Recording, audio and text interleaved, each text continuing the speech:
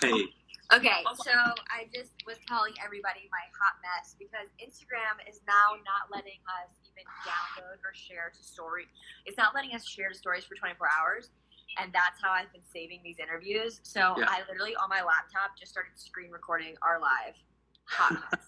But let me put my headphones in. Hi, Lorenzo. I just wanted to have you in my headphones.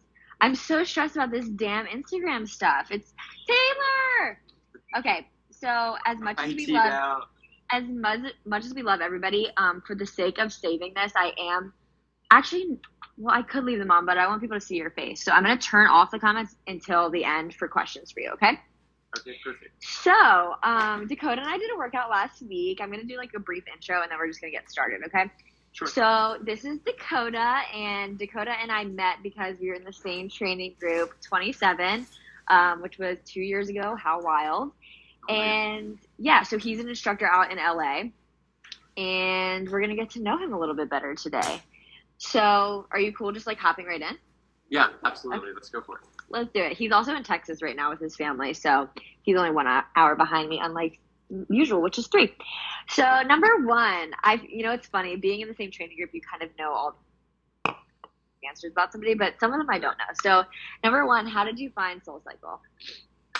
So, I was going to school at Pepperdine, which is in Malibu, California, and like all my friends, it was my freshman year, and all my friends were hyping up SoulCycle because there was a studio like 1 minute from our campus. And everyone was like, oh my God, it's so great. It's so great. It just like changed my life. And I'm like, it's a spin class. Like, how can this change your life? So eventually when my mom came to visit me in my second semester, I was like, Mom, let's just try this SoulCycle thing. Like, everyone keeps talking about it. Why not try it? So we went in. I took a class from now like a dear friend of mine, and she's like an older sister, mentor of mine, but her name's Brianna. She's no longer teaching at Soul, but you scared me. I saw that my mom just walked by. It was like a ghost. Okay, continue. Yeah, we took her class, and like I honestly can't even tell you like what she played or what she said, but just like the way I felt in there, it's like, oh my God, like somebody gets me, somebody sees me. So I remember walking out of the class, and I walked up to the front desk, and I asked the manager, I was like, how do you guys accept people to work here? Can I like work behind the front desk? Can I scrub toilets? Like, what can I do? I want to be here. I want to work here. I want to be a part of this energy and like this community every single day. And she was like, well, we're not really hiring, but she just created a position on the Malibu staff for me because she was like, you're so passionate about this. I've got to hire you. So that's where it all started, scrubbing toilets in the Malibu studio 4.5 years ago. Oh my God. So at the point that you're scrubbing toilets and you're working at Malibu, at what point did you decide, like, I want to be an instructor, or like, how did that come about? So the interesting thing is I never really planned to be an instructor. I was grateful because at the time, like, I would ride podium with so many different instructors in the Malibu studio, and then that started to just, like, venture out into all the other LA studios. And I would get told all the time, like, you've got such a good form on the bike, you've got such a personality on the bike, like, you should audition, you should be an instructor. And I was like, thanks so much, but in my mind, I was like, I'm in college, I'm trying to get my degree, like, I'm going to do something with that when I graduate. And I remember it was Gina's class, Gina in LA. She's a master instructor in LA. And I took her class in Santa Monica for the very first time. I remember it was on like International Women's Day. And I just like dropped in real quick last minute, hopped on a bike, was like right there in the front row. And then right after class, like bounced, didn't even say goodbye, didn't even say thank you, introduce myself. And right as I'm leaving the studio door, she like stops me. She's like, who are you? And I was like, my name's Dacoda. And she was like, I'm going to make you an instructor. And I was like, okay. And she was like, okay, so in 2 days we're hosting auditions here in LA. I'm going to give you the email address of this woman named Mel Griffith, who we all know as Mel. And she's like, she's going to be in touch with you. They're going to put you in this audition. It's going to be great. And it just kind of felt like this like whirlwind over me of like, whoa, what's happening? So sure enough, I got emailed later that day by Mel and by another woman named Asher, who's running auditions at the time. Oh my God, I forgot about her. Yeah. And they were like, we're putting you in the audition, like, show up at Culver City this time, 2 p.m., have 2 songs ready, blah, blah, blah. And I was like, I don't even know what's happening, but, like, they're like, have a seated flat, have a whatever. And I was like, what's a seated flat? But I was like, screw it. Like, this opportunity only comes once, so I want to see it, and I want to see, like, what could happen from it. And yeah, so I went, and the rest is history. Right. So what's interesting about Dacoda is, I mean, I learned this about you and Mackenzie. Shout out Mackenzie. That you guys both auditioned. Were you in the same first audition? Mm-hmm. And you both got it, right? Yeah.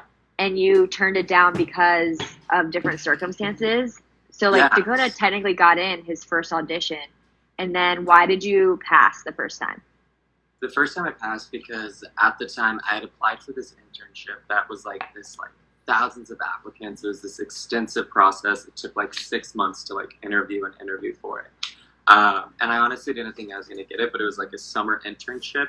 Plus, it was also like fulfilling a school credit that I needed to do in order to graduate early. Mm-hmm. And so I wasn't planning on getting it. So I was like, oh, cool. If this SoulCycle thing happens, I'll go to New York for the summer. I'll train. And then I got Soul. And then I got the internship. And then I was like, oh, shit. Like, now I need to make a decision. And I remember, like, for one whole week, I was, like, the worst person to be around. I was, sure. like, you could ask any of my friends, they're like, okay, we get it, like, enough. But I was annoying everyone because I was like, I don't know what to decide. Both are great opportunities. Like, what if Soul doesn't want me again if I don't pick it? But, like, I need this internship for school. So, yeah, I ended up choosing the internship, hoping that, like, I could stay in SoulCycle's good graces until I could ever come around to it again. Because once I got accepted, I was like, well, I want to do it now. Like, I want to go through the training program. I want to see if I have what it takes to be an instructor. And it worked really well because then, so yeah, that was the first audition. Mackenzie was in there. I didn't even know she had said no at the same time. I thought she had like, accepted, gone to New York. Right. Mm-hmm. And then fast forward to the end of that year. I'm like 1 week out from graduating early. And I get an email from Shelby Jackson, who now like oversees auditions and all that.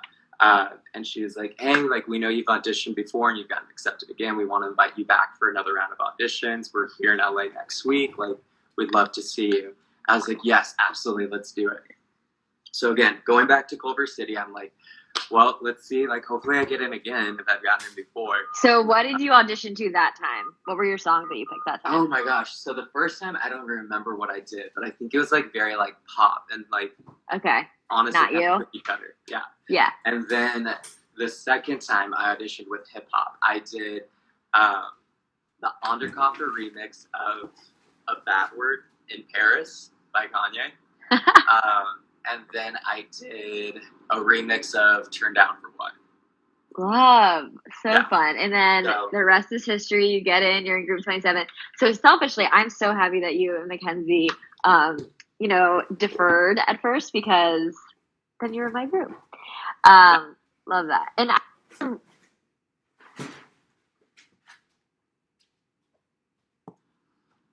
hello? Hello? You see me? What the heck? My phone's on Do Not Disturb. That was so weird. But someone just started calling me. I'm so sorry. What? Anyway, No don't worries. know why that happened. Please don't call me back. But I feel like that's a fact that a lot of people don't know about you, is that you actually did get in and then you didn't say no, but you just said not now. And I think that's really, I feel like that's kind of rare for people who like dream of doing this, you know? So I love that. But next question. Let's see. What's one of your favorite parts of class? I'm just going to like let you decide. I know it depends on the class, but like. Yeah. So it can be like soulful. It can be go home. It can be a moment like after a push, like anything, whatever you want. Yeah. I'm going to answer in like two ways. One, I'm going to say as an instructor. My favorite part of class is when I unclip. Not because it's like I'm giving myself a break, but I love going to like interact with and engage with someone in class like one-on-one. I love challenging people to add more resistance. I love being able to come look at someone who feels like they haven't been seen in the class and just like be able to move my mic and just speak directly with them of like, I see you and I appreciate your energy as much as like, you know, this girl here in the front row, like whipping her ponytail with the tap backs. Like, what's great is I think when you're in that room, it's a dark room, especially when you're in like the outer perimeter where the lights don't really hit. you feel like I'm not seen, and some people are cool with that and that's what they want.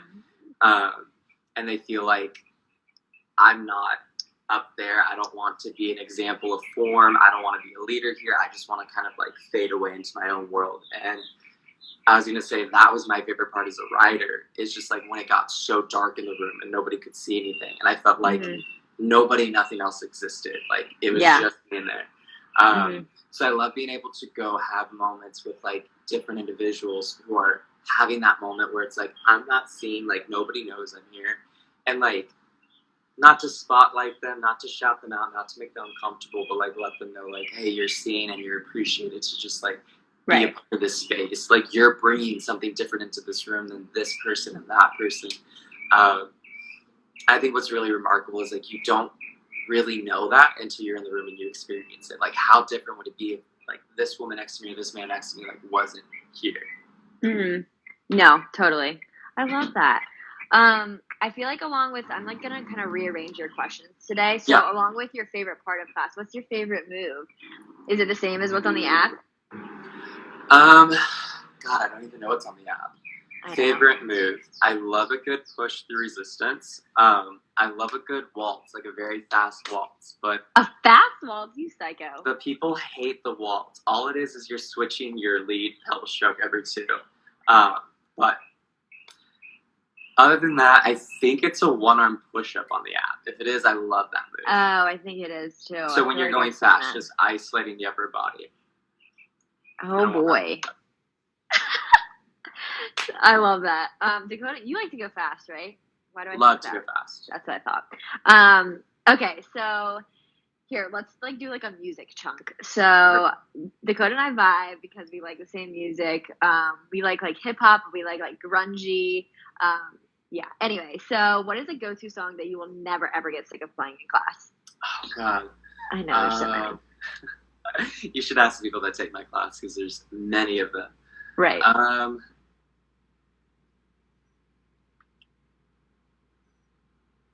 Honestly, I'll never get tired of playing Open Wide by Calvin Harris and Big Sean.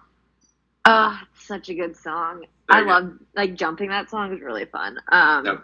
It's so fun. Okay, so along with this is gonna be really hard, but what's who is one artist that people are definitely gonna hear in your class on a regular basis? I'd say Odessa. Really? Yeah. That surprises me. I thought you were gonna say Drake or Rihanna or something. I don't even know why I thought that. Honestly, I love them all. It's funny because I do play so much hip hop, but I think I play so many different artists spanning from 80s to now. Yeah. That I don't have any go-to artists except for Odessa for some reason. Just the dark room, their sound that just makes me perfectly zen. Yeah, I love that. No, I mean, it's interesting because I feel like people try to put us in boxes of what we play and all this stuff, and you can, but you also can't. I feel like I play everything but country music. Seriously.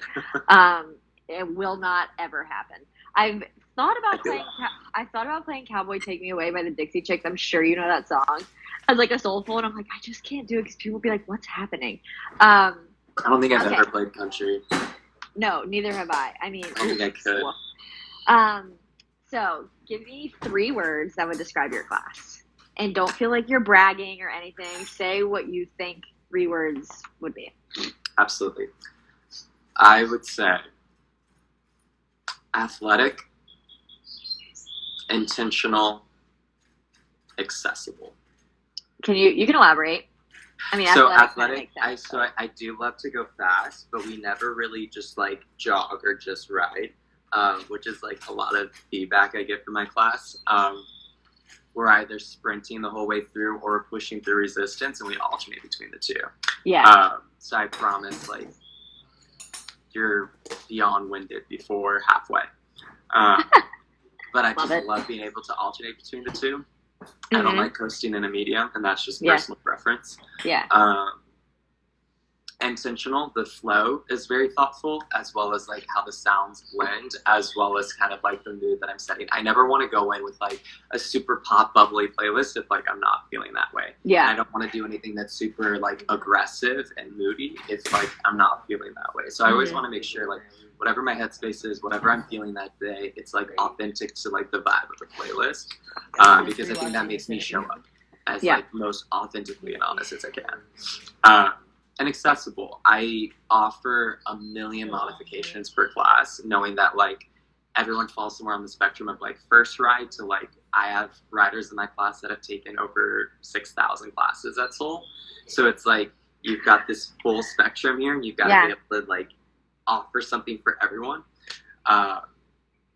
So that being said, like I want to make sure everyone feels challenged, but yet they've achieved something. You know, I've been in classes where instructors have just thrown a million things out there expecting, well, you've all done this at least 1,000 times. And I've seen people walk out so defeated. And I'm like, that's not the purpose of what we do here. Like you should leave feeling like I'm proud of what I did. So no, I totally agree with you.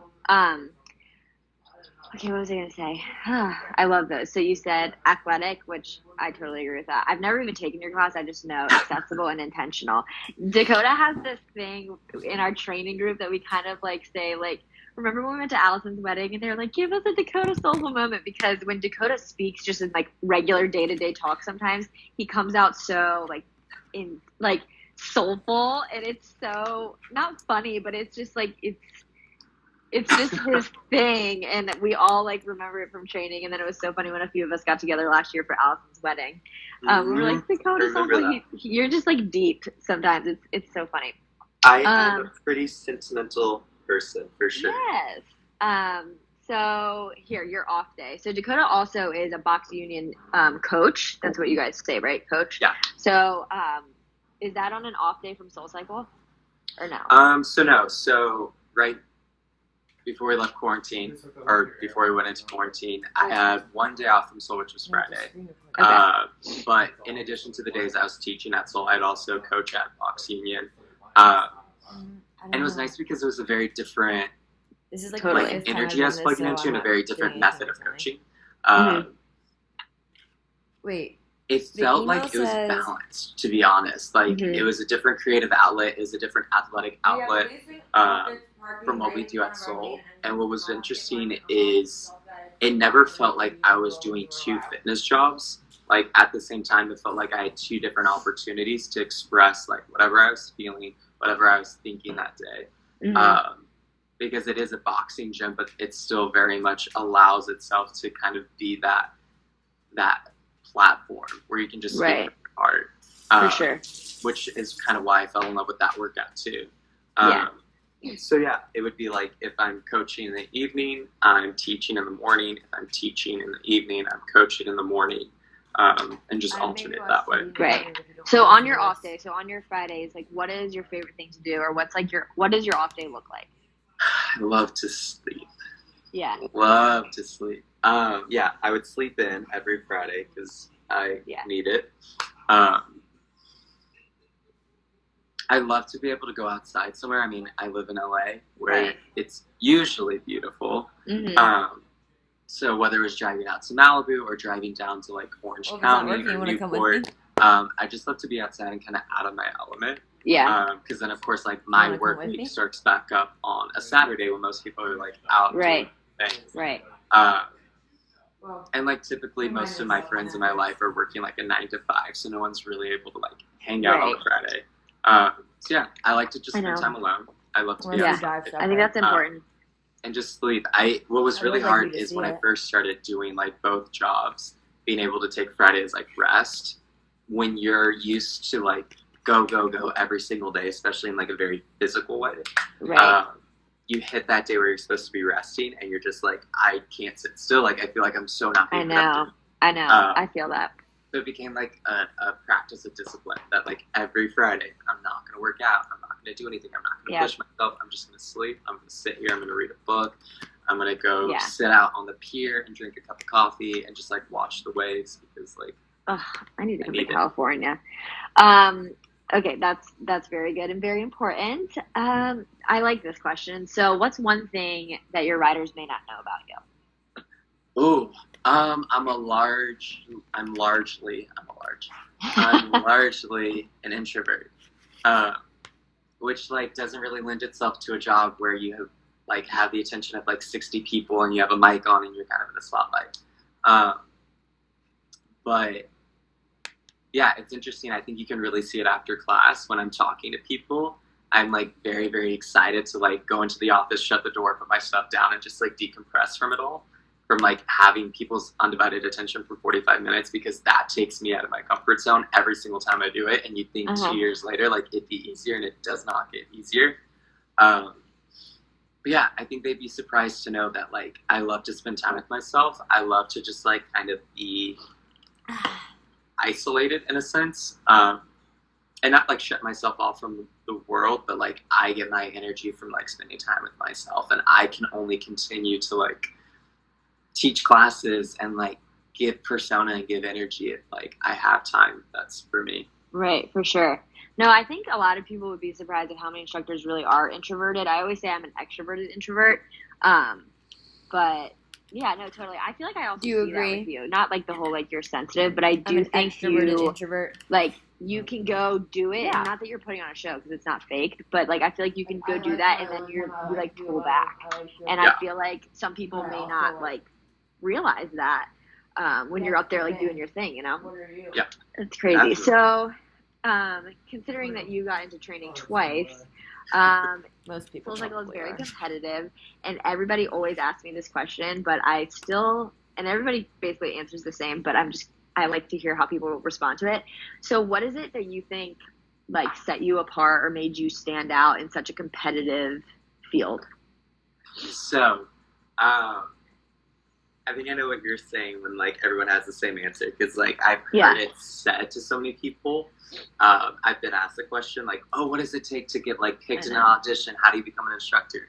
And like the answer I've always heard recited is like, just be yourself and like just go up there and be confident, let them see you, which is so true. Absolutely. Yeah. Anyone ever auditions to be a soul instructor really does anything where you're exposing and revealing yourself. Be you. Don't try to be anybody else. Right. Totally. For me, though, I think it was back in that first audition. And it was a different format then from what auditions look like now. And that, like, we had day one where there was, like, 55 people, and then day two where there was 4 of us. And on day 2, you go in and do your audition, like, one-on-one. So you don't have everyone else in the room, and you have, like, kind of a whole talent team there, and, like, all the senior instructors there. So you're just like 10 people, a camera recording you, and it's just you up there. So I did my little audition, and then afterwards they're like, okay, we'll just like hop off the bike. We just want to ask you some questions.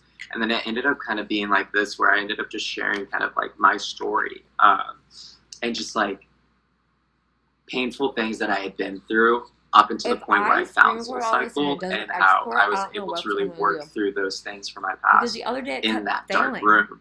Mm-hmm. And being able to share that story, I remember like there's an instructor in LA. His name's Rourke. He's now a mentor of mine. He was teaching in Malibu at the time that I was working there, and like he knew my story, and he knew that like I had found so much hope and so much strength in that room. And like he was there in the audition. I could see him getting emotional. I could see the other like talent team members in the room getting emotional. Then I started getting emotional, and it was such a like very vulnerable, very intimate moment where I felt like this was the first time to anyone I've ever spoken these words and acknowledged like these things have happened to me, or these are things that I've struggled with in the past. And then I remember leaving the studio, going to the parking structure, getting in my Jeep, and just like bawling my eyes out because it felt like a therapy session. I was like, this is the first time I've ever said any of that to anybody. And I remember thinking in the car on my drive home, I was like, fuck, I probably like ruined my chances of becoming an instructor. Like, I'm sure they didn't want a sob story. But for me, I think that was it. I think they got to really see why I love what we do, what I was able to personally find and discover in that room, and see just kind of like this passion to create that for somebody else. Yeah. I think they saw that for me, it was never like this big starry-eyed dream to be an instructor, which is so wonderful if that is the case for someone. But I think for me, rather, they saw I kind of fell into this in a very organic way. Right. I feel like in that sense, you not got lucky, but like it's really fortunate that you had that experience, because not everybody, especially now, because auditions are ran differently. So that's really cool. Yeah, I was not expecting to do it. It was funny because then when we first got to New York, like our training group, I remember meeting different people who, like, upon like shaking their hand, would be like, "Oh my God, you're the guy from the video." I'm like, "The video?" And they're like, "Yeah, like your audition tape like a year ago was like circulated all around HQ, and like we all watched it, we all cried. It was so sweet." And I was like, "Oh Lord." But that's so sad, but cute. Oh my God. Well, yeah. But in the end, you still were super organic and you were authentic. And I think that's what everybody needs to remember, that you need to be. You need to be real in you. And be honest about why you want it and like why you're there. Right. You're like, I fucking love soul and I want to get it tattooed across my forehead. Like, tell them. Just be you. Don't be afraid to like for sure show who you really are. So for you, we were talking about how you have your soulful talks, your motivational stuff. Where do you pull inspiration from for the things that you say in class? Because people are always curious how we come up with that stuff. Yeah. For me, it's always, again, I think I kind of mentioned it earlier, like speaking from wherever I am that day. Right. It's like, it's a personal like mantra of mine to never like share personal details of my life. Again, like being introverted, I'm just very private about my life. But I'll always speak to the emotion of whatever it is I'm going through. So if it's like anything that's like a heartache, I'm going to speak to that emotion. If it's like I've received bad news, if it's, I feel like my body's just tired and it's feeling weak that day, like whatever it is, I want to speak to that feeling.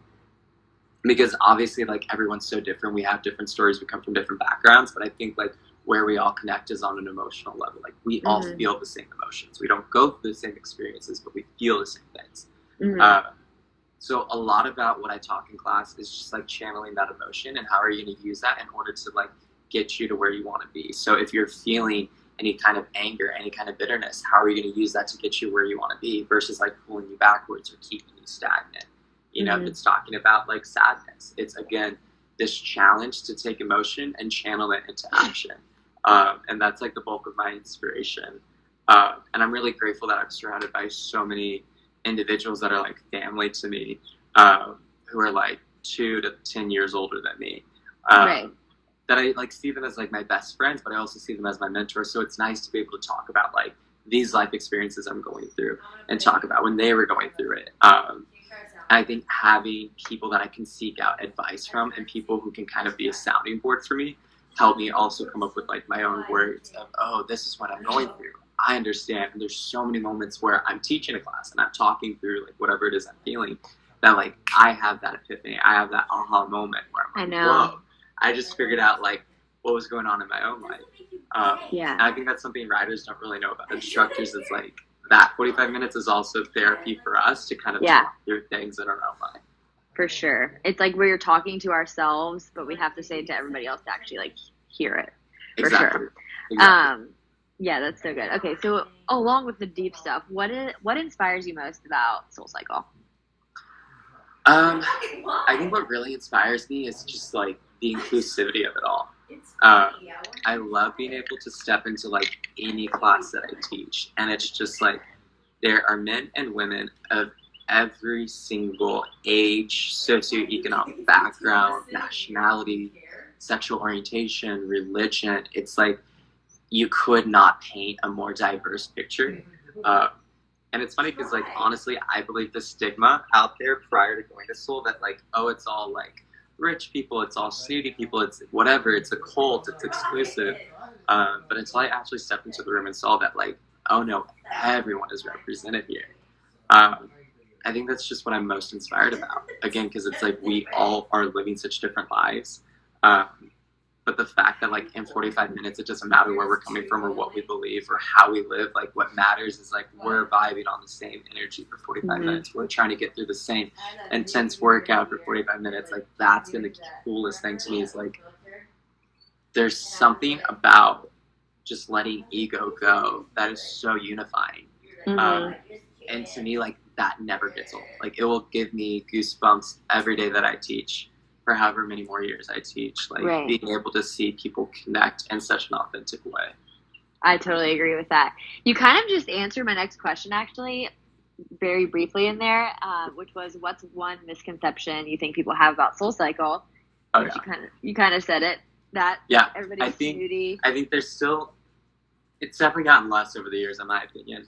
But I think there's still a stigma out there that it's like this like cultish thing or it's an exclusive thing. And I definitely see where that comes from, but it is like the furthest thing from exclusivity or even a cult. Like, it is just a room of people who love to sweat, who love to just be happy and make noise, and like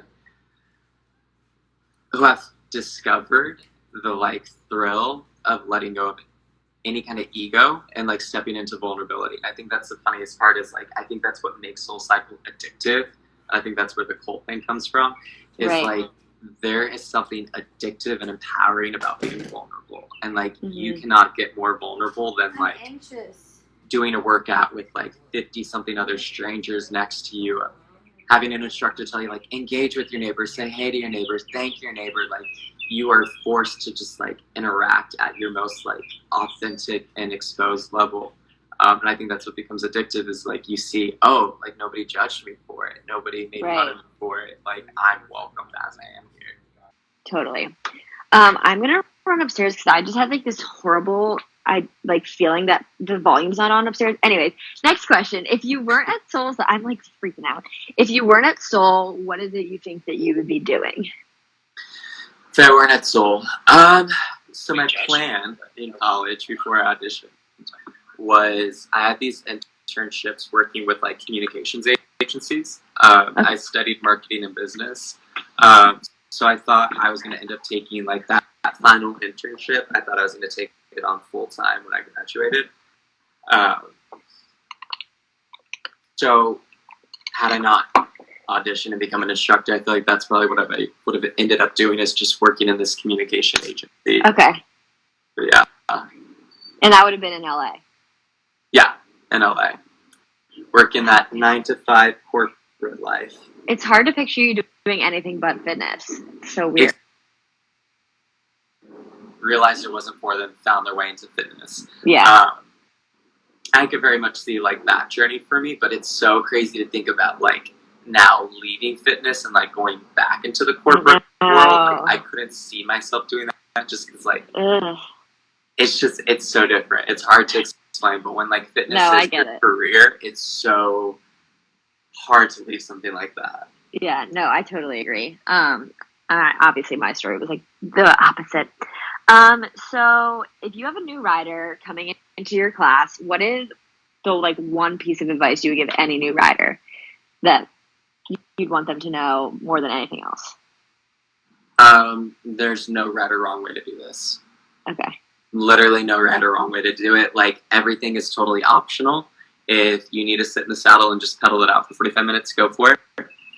If you want to attempt the choreography, if you can find the rhythm and play with your resistance and explore where that can take you, go for it. But there's no right or wrong here. Yeah. And if it doesn't look like you're doing what they're doing, that's okay. Yeah. No. Show up for the sweat, show up to feel good, show up to contribute to the room. That's it. That's all I'll ask. Yeah. I like that. There's no right or wrong. Yeah, honestly. It's just about like effort and being there. If an instructor tells you you're doing it wrong, the instructor's wrong. Mark my words.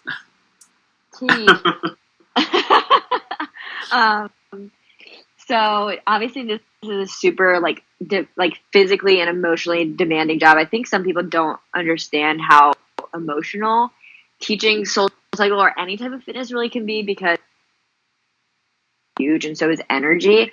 So like, with this job being kind of depleting at times, how do you stay motivated? You know, you're over 2 years in, and how do you just continue to keep showing up? It's such a good question that I've never really considered. Surprise! I think what's nice is I've had different experiences throughout like my 2 years of teaching where I've been like taken away from Soul in a sense of like had to go part-time or had to cut back on my schedule. And like, the less I was there, the more I wanted to be there, which I think is like, as instructors just collectively across the world, like it's what we're feeling right now. And this quarantine is like, the more time we spend away from it, the more we want it back. I know. And so I think those moments where I realize like, oh my God, I miss this and I love this so much, and this affirms like this is what I'm supposed to be doing because I want to be that badly. has know. definitely been motivation to just like keep going even when like my body's tired, my voice is almost into somebody else's class every now and then, which of course is hard when like you're teaching so many classes throughout the week.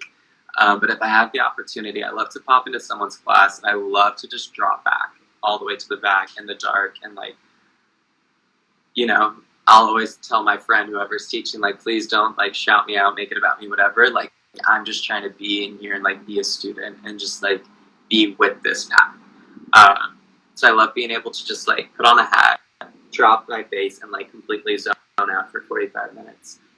Because it's refreshing and it's re-inspiring to me to not only witness like what somebody else is doing in their class, but allow myself to be taken back to like that kid in college, like prior to like what he felt and like why he wanted to be here.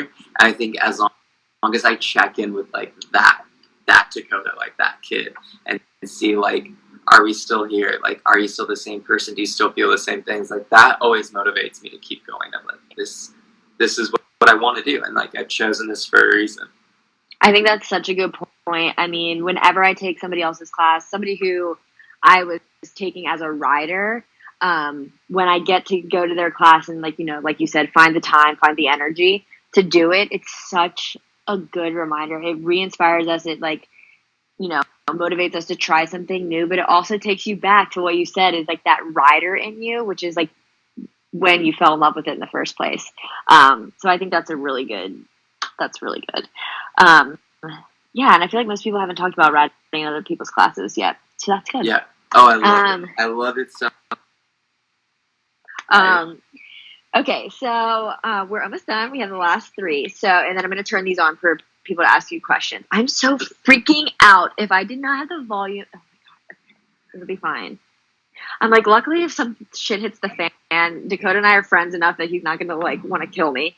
No, let's do it. Anyway, I know, right? So, what's one thing? So, someone leaves your class. What's the one? Like, what's something you want them to take with them? It can be a feeling, like whatever it is. They leave Dacoda's class. What is it you want them to go tell somebody or feel? I want them to feel like they're invited back, and I want them to feel like they can invite someone with them. Like, I want them to feel like they're a part of a community. They're a part of something now. What I love is like I get feedback from like riders after class, like, that was so fun, that was so hard, that was so great, and I love that and I appreciate it.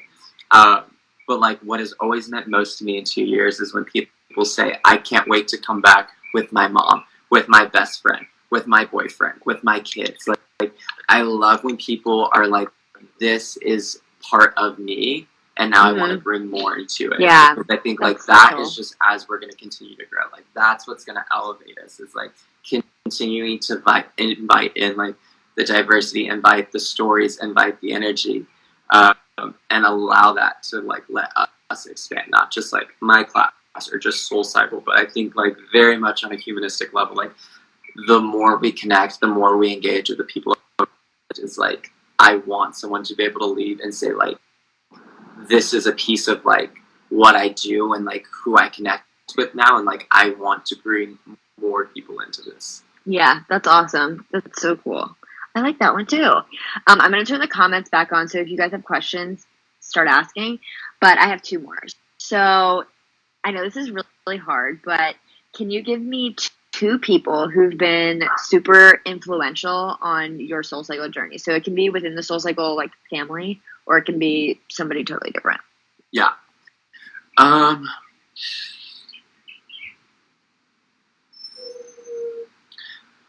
I'd say the 2 people that have influenced me the most. First would be a dear friend of mine. Her name's Jillian Davis. I knew you were going to say her. Yeah, knew it. One of like my best friends in life. She's like an older sister to me. She was a senior instructor at Soul and just recently resigned. She was the one who made me feel confident, like being on a podium. She was the one who kind of like taught me that it doesn't so much matter like what I look like when I'm riding. It's about what I'm willing to like bring into that room. And like, yes, I'm there because like I want the instructor to make me feel good as a rider, but like she really demonstrated like I have a responsibility as a human to like make the people around me also feel good. That I can't just be in there to take, I'm there to also give something. She like taught one of those mentors whenever I feel like life is just like beating down on me. She's someone that I can really go to with anything, and she's always got the most like sage and just like insightful words, and she's such a wonderful listener. And that's like helped me in life, that's helped me in soul and out of the room. And the other person I'd say is my mom. She is like my biggest influence and inspiration in life. She started teaching spin like back in like 1990, when like spin was very, very much like spin. Yeah. She still teaches to this day, 2020. Many years Love later, that. she is turning 60 later this year, and she is still on the podium teaching. She'll take like all my classes when she comes to LA. And I think what really inspires me about her is she's really modeled for me what it means to like live an authentic life and not hide behind like this idea of who we want people to think we are. And I think that was the hardest part for me when I was teaching. I started teaching at the age of 22. So like being so young, I felt like, yikes, I need to like pretend to be an adult because I'm teaching to a room of adults. And I think my mom really showed me like no, just be you. And that's what's going to make people connect, is like your authenticity, your sincerity is what people are going to admire most. Right. Totally. I love both of those. And I met your mom briefly when she came to New York. I remember we were in West Village B downstairs. Yeah. West Village B. Love that. Okay, so I have one last question, but if you guys have questions for Dacoda, ask them or you're not going to get the chance. So I just want you to finish this sentence, which is, to me, SoulCycle produced years ago that did this. Oh, God. So immediately, like, those things are jumping into my mind, and I'm trying not to, like, recite the video. Well. To me, SoulCycle is confidence. I have never seen someone who has left my class not walking out confidently. And that's not to say, like, I did that, and that's not to say, like, everything was right in the world. You really have to battle through some hard shit in life, and, like, repeatedly so. And they leave class, like, still feeling the weight of that emotion. But I've always seen, I have never not seen someone exit that room more confident than how they entered. And, like, to me, that's the thrill of this. It's like, if you can find confidence, if you can find power in, like, adding resistance or sweating buckets or high-fiving a neighbor or dropping into the saddle when everyone is still up and just, like, doing what you know you need to be doing, like, to me, that's the thrill of it, is like stepping into yourself, whatever that needs to be, the fullest capacity of you. Like, that's where you're going to have the most confidence. And when you can embrace that and have no shame. For all the different types of people who come from all walks of life who come to SoulCycle, all of them can leave feeling a little bit more confident, where I feel like other workouts may not do that for people. So, tea on that. Agreed. I love that. Okay, well, Reese says that she wants to come and take your class in LA so badly. Yes, Reese, please come whenever you're in LA. Please take my class. Oh, God, whenever that'll be. Oh, my God. How are you feeling? I'll ask a question. How are you feeling now that they extended the 3 months in California? You know, it's funny because I think there was so much uncertainty when we went into quarantine. I think there still is. But most of the people I, like, interact with every day in LA and, like, know personally were really expecting this to be very brief. They're like, maybe 2 weeks, maybe a month. And I was like, I don't think so. Not to say, like, I'm a pessimist. I was planning for the worst, but I definitely anticipated, like, this is going to go on a while. And that's why eventually I made the decision to just drive from LA to Texas. Right. Because I was like, if this is going to go on for a while, I'd rather be able to, like, spend time with my family that I never do. Yeah. But yeah, now, like, I honestly don't even know. I know. It's weird. But yeah, and I feel like even in LA, like, there was a statement that was made earlier this week that was taken out of context that made everyone think, like, oh, we're not opening till August now. And I'm like, to me, the statement's taken out of context. Perhaps I know. that's the case. It could go longer than August. It could be sooner. like lifting Right. restrictions gradually in LA. I'm like, I have no clue. All I know is, in the meantime, I'm just gonna keep making playlists and hope to God that I can start using them soon. Oh, Lord. Yeah. So let's tell everybody what you're doing right now, and then we'll hop off of here. So, For sure. yeah. What do you have to do? I have been. Well, I started by creating like some like at-home videos that I was just like giving out there,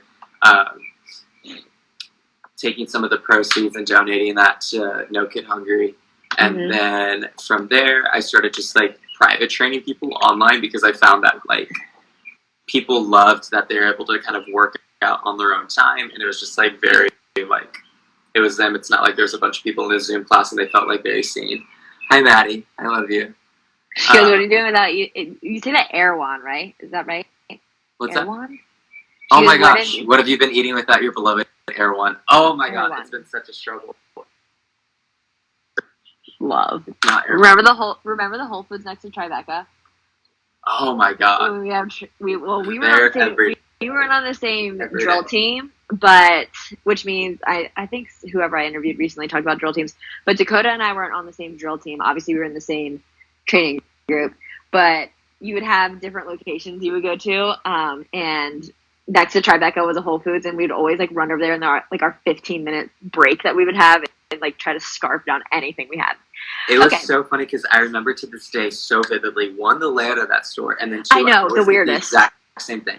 I'd always go get a bag of almonds. I'd get a bag of dried mangoes. I'd go to the their dried fruit's so grilled good. chicken breast, like the lemon chicken breast, and then I'd always grab a green juice. And like in our 15-minute break, you like run in, you hit all your points, and then you hope to like check out in time because there's remember a million people there. It being like so weird New York that like you'd be standing there and then it'd be like a color would flash and you'd have to go to that. Yeah. Do you remember what I was talking about? Yeah. It was like the weirdest checkout. I'm like, I'm from a way smaller place than this. Oh, I was so stressed every time, especially because like you knew if like, oh shit, like we've got to be back in 1 minute, and you were you have to just like drop your stuff and run back to the studio. Yeah. Horrible. Oh my god. Okay, well, I've taken up enough of your time today. Thank you so much. Let's cross your fingers, whatever, that this worked on my laptop. If not, we're gonna figure it out. This on my story, obviously. You need to go follow him and keep up with him, and look for him when you go back to LA. Thank you. Seriously, I appreciate it. Thank you for the questions, and I'm excited